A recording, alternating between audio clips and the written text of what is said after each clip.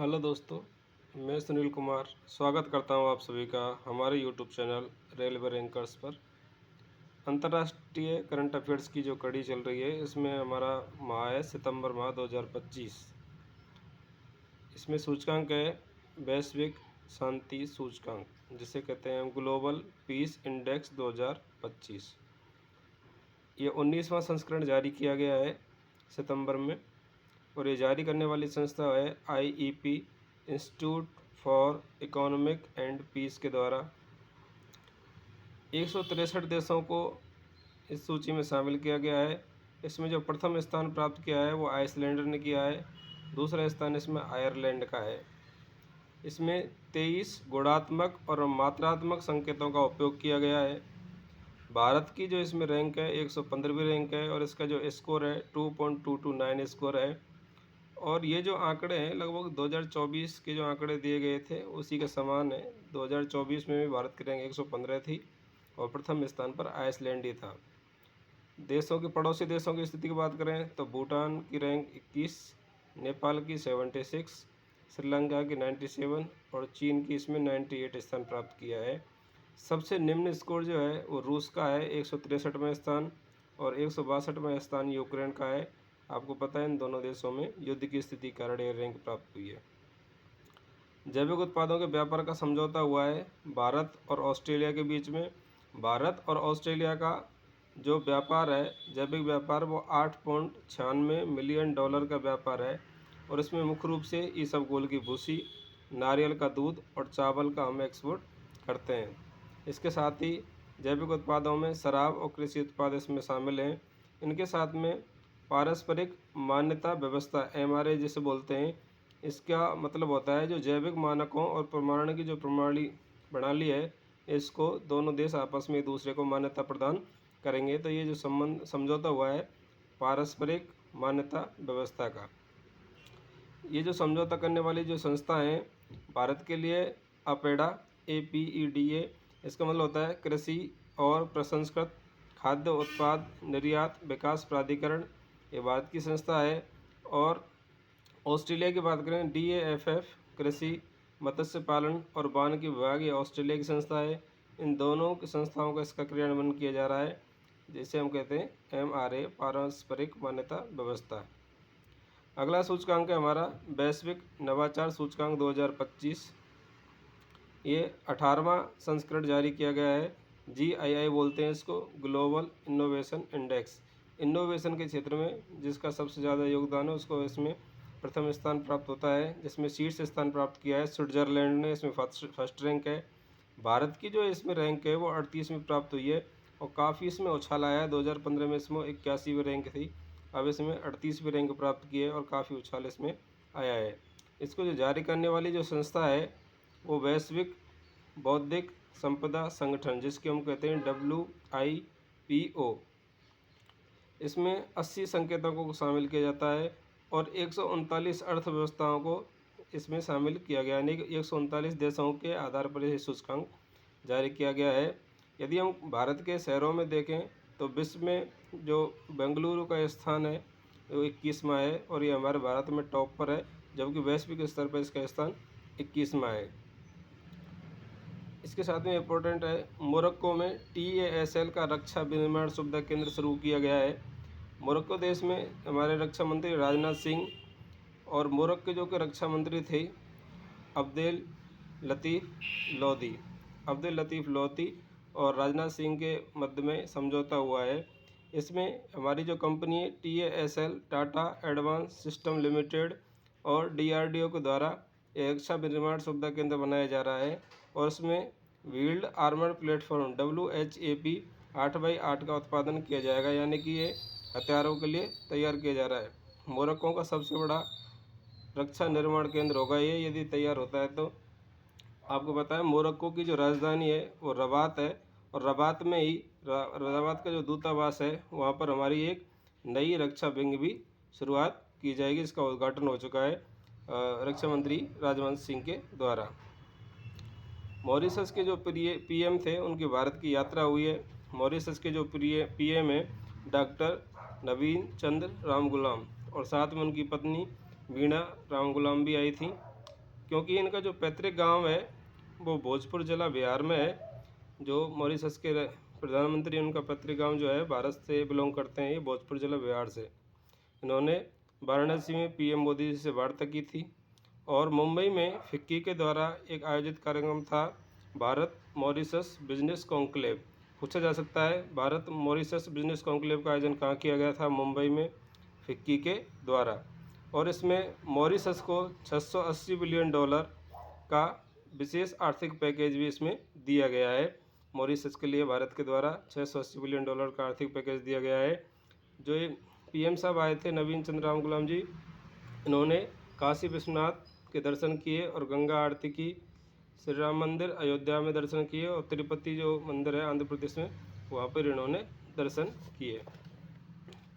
बात करते हैं यूपीयू, यूनिवर्सल पोस्टल यूनियन।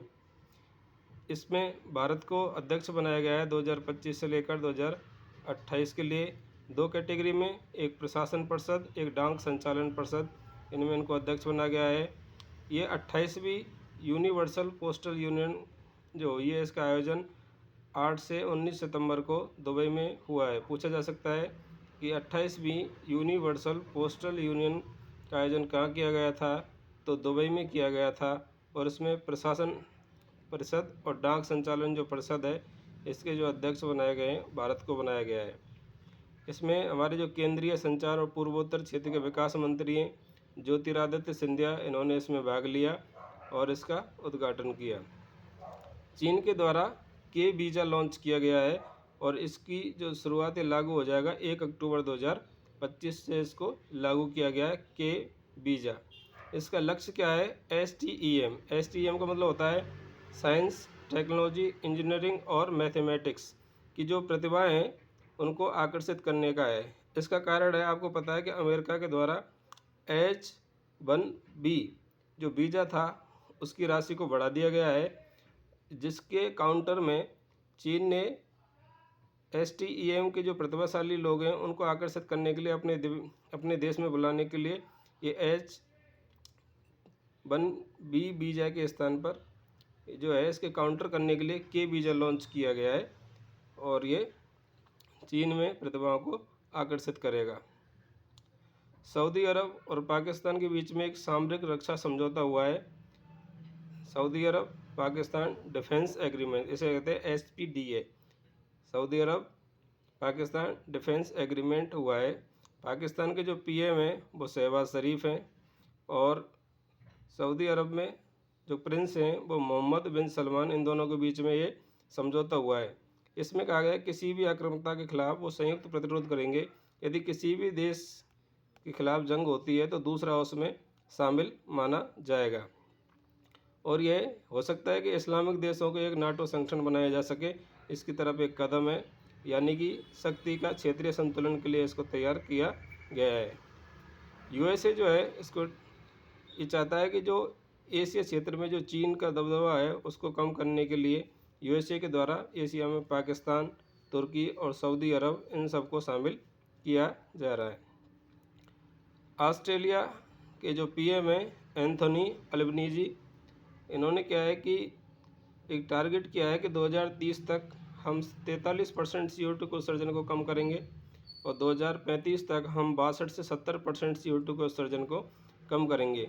क्योंकि जलवायु परिवर्तन प्राधिकरण की जो चेतावनी है कि 2030 तक सदी में 2.9 डिग्री सेल्सियस तापमान में वृद्धि की संभावना है। जलवायु प्राधिकरण चेतावनी के अनुसार पूछा जा सकता है कि इस सदी के अंत तक कितने टेम्परेचर बढ़ने की संभावना है इस जलवायु परिवर्तन प्राधिकरण चेतावनी के साथ, तो 2.9 डिग्री सेल्सियस।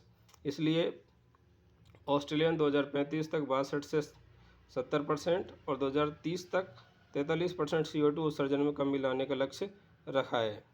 नेपाल की बात करें तो नेपाल में जो PM बनी है नई अंतरिम सरकार की, न्यायाधीश सुशीला कार्की को बनाया गया है और उन्होंने 12 सितंबर को इन्होंने शपथ ली है। सुशीला कार्की, ध्यान रखना है। आपको पता है यहाँ पर एक आंदोलन हुआ था जिसे हम जैन जी या जैन जेड आंदोलन कहते हैं। यहाँ के जो पूर्व PM थे KP शर्मा ओली, उन्होंने 9 सितंबर 2025 को इस्तीफा दिया और इस आंदोलन का जो तात्कालिक कारण था वो सोशल मीडिया पर प्रतिबंधों का लगाना था। बात करें हम 15वां भारत जापान वार्षिक शिखर सम्मेलन जो था वो 29 से 30 अगस्त 2025 को टोक्यो में हुआ और यहाँ पर जापान के जो पीएम थे शिगेरू इशिबा, इनके साथ में इनकी बातचीत हुई और इसमें आपको पता है चंद्रयान 5 और इसके साथ में मज़दूरों को आपस में समझौता और मजदूरी देने का समझौता और टेक्नोलॉजी के बीच में समझौते हुए थे जो हम पिछले चैप्टर में कर चुके हैं। सिंगापुर के जो पीएम हैं लॉरेंस वोंग, इन्होंने भारत की यात्रा की है और ये भारत और सिंगापुर के 60वें राजनयिक संबंधों की वर्षगांठ तैयार थी, यानी कि यहाँ पर भारत और जो सिंगापुर के जो संबंध हैं उनको 60 वर्ष पूरे हो चुके हैं, उसकी ये वर्षगांठ मनाई गई थी। ये इम्पोर्टेंट फैक्ट है, भारत और भूटान के बीच में एक हाइड्रो पावर समझौता हुआ है। इसमें दो कंपनी अडानी और डीजीपीसी का मतलब है डुक ग्रीन पावर कॉरपोरेशन लिमिटेड, इन दोनों कंपनियों के द्वारा 570 मेगावाट का हाइड्रो पावर प्लांट लगाया जाएगा जिसका नाम होगा बोंगछू जल विद्युत परियोजना। और इसको बूट मॉडल पर, बूट का मतलब होता है built on operate and transfer, बनाओ और ऑपरेट करो ट्रांसफ़र करो के मॉडल पर इसको बनाया गया है। इसमें $60 अरब का निवेश किया जाएगा और ये इम्पोर्टेंट है, आपको ध्यान रखना है। चीन की एक ब्लू एटी कंपनी है, ब्लू एटी कंपनी है, इसने दुनिया का पहला sodium ion portable power station तैयार किया है जिसको हम नाम दिया है पायनियर ना। पूछा जा सकता है कि पायनियर ना क्या है और ये किस कंपनी के द्वारा, किस देश के द्वारा तैयार किया गया है। तो चीन की जो कंपनी है ब्लू एटी, इसने सोडियम का पहला पावर स्टेशन तैयार किया गया है जिसका नाम है पायनियर ला। तो ये जानकारी आपको कैसी लगी हमें कमेंट्स करके ज़रूर बताएं और हमारे चैनल को ज़्यादा से ज़्यादा शेयर करें और सब्सक्राइब करें। Thank you.